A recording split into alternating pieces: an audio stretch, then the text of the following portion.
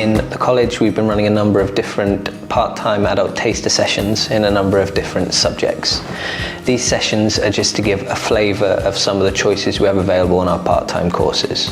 We've been running a number of different subjects, from baking and cake decorating to some language courses like holiday Spanish, where you could learn some new phrases and words if you're going on holiday.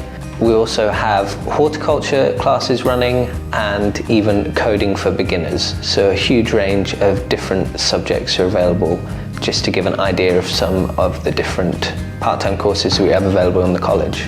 As well as on-site part-time courses, we also have a huge range run through some of our partnerships, whether that's through community centres or libraries throughout Mid and South Wales. Also in the past year, we've set up a microsite, powysnptalc Adult Learning in the Community, that has a huge number of our part-time courses, as well as courses from Adult Learning Wales and Nithpwtalba Adult Learning in the Community. It's regularly updated and also has information from a lot of our other providers that we work with throughout Mid and South Wales. Thank you. Diolch yn fawr.